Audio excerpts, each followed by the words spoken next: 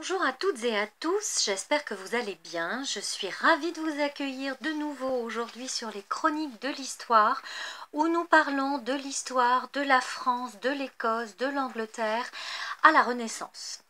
Donc où est-ce que je vous emmène aujourd'hui? Eh bien je vous emmène en France et nous sommes le 17 septembre 1577. C'est aujourd'hui qu'a été signée la paix de Bergerac en 1577. Alors nous sommes sous le règne du roi Henri III, le troisième fils de Catherine de Médicis et d'Henri II, dont les deux précédents, François II et Charles IX, sont décédés.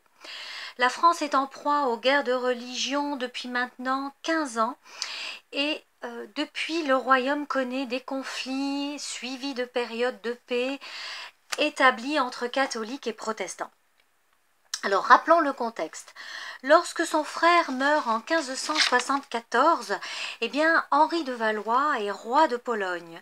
On se rappelle que Catherine de Médicis avait voulu une couronne pour ce fils qui n'était pas prédestiné à devenir roi, puisqu'avant lui, il y avait le fils aîné, François II, celui qui était l'époux de Marie Stuart, et puis Charles IX, mais Charles IX qui était donc décédé également en 1574.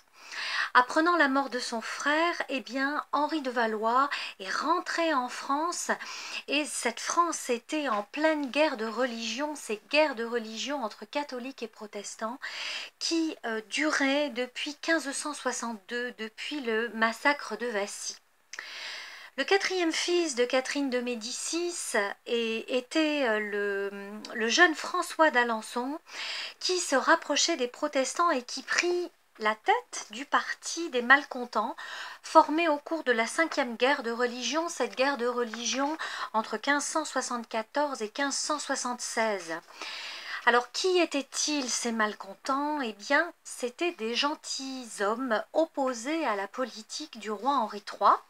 Alors évidemment, ce mouvement dépassait les antagonismes religieux et regroupait derrière les ambitions de François d'Alençon l'ensemble des grands féodaux catholiques et protestants, opposés à l'évolution absolutiste d'un pouvoir royal partial.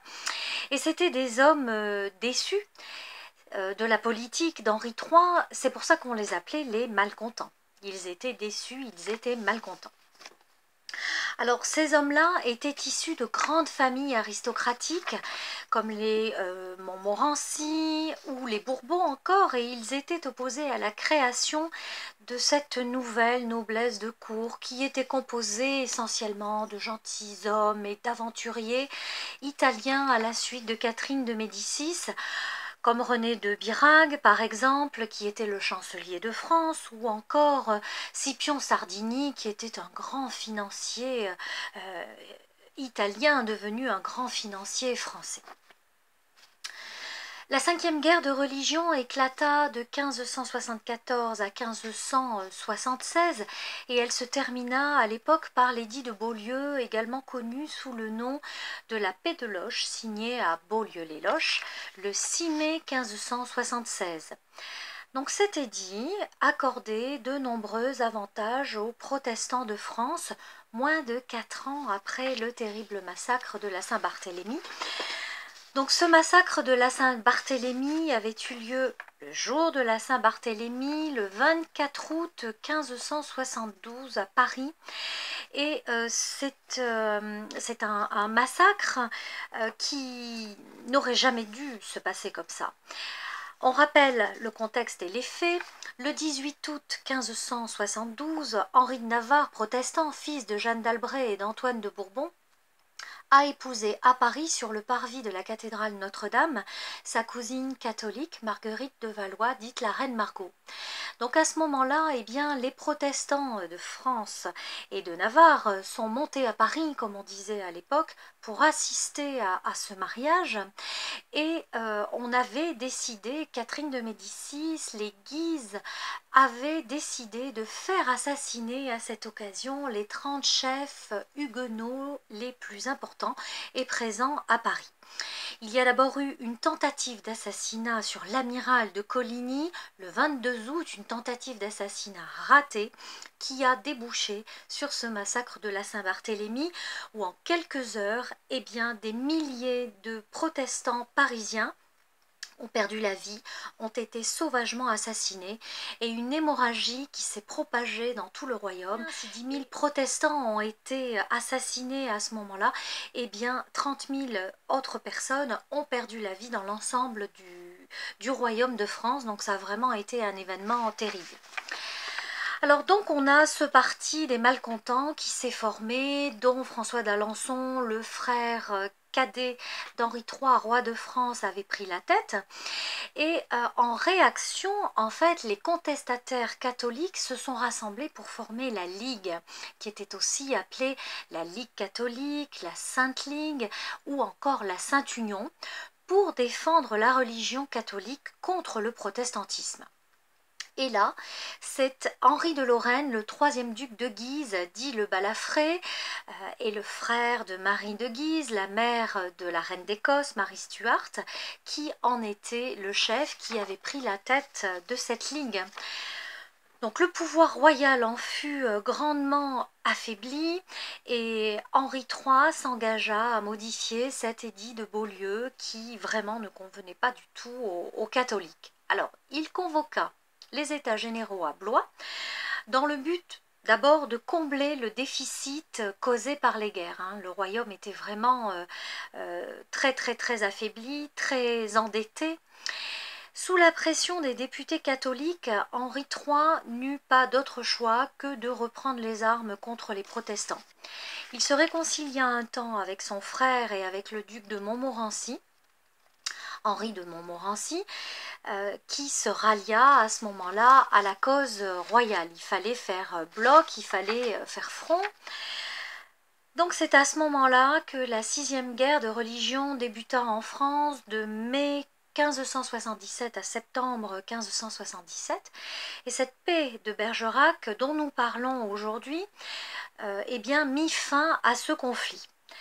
Alors, le texte indiquait que le culte réformé était accordé dans les faubourgs d'une ville par bailliage ou sénéchaussée, pardon.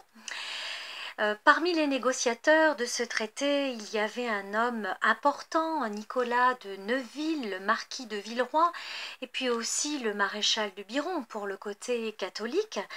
Et du côté des protestants, on avait un proche d'Henri de Navarre, François de Lanoux, que l'on appelait bras de fer, parce qu'il avait été blessé lors d'une bataille et qu'il portait un bras articulé. C'était un capitaine huguenot vraiment très important qui avait été un fidèle de Jeanne d'Albret, la mère d'Henri IV. Et puis on avait aussi François de Montpensier qui était alors gouverneur général du Languedoc et du Dauphiné, qui étaient des provinces tenues à l'époque par les huguenots.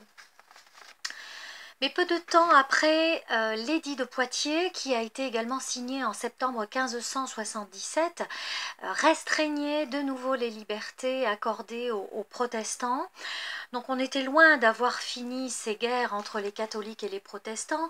Il y avait donc régulièrement ces batailles, ces conflits qui étaient suivis par des traités de paix où les protestants se voyaient accorder des places de sûreté, certaines libertés, mais ça ne durait jamais très longtemps. Et malheureusement, effectivement, après cette paix de Bergerac, après l'édit de Poitiers, eh bien il y eut encore 2 guerres de religion importantes en France. La 7e qui dura 2 ans, en 1579-1580, et puis la 8e de 1585 à 1598. Et c'est en 98 que finalement l'édit de Nantes, promulgué en avril 1598, mit fin à ces 36 années de guerre civile, ces 36 années de guerre de religion en France. Je vous en parlerai dans d'autres vidéos. Je vous remercie d'avoir écouté celle-ci pour ce 17 septembre et je vous dis à demain.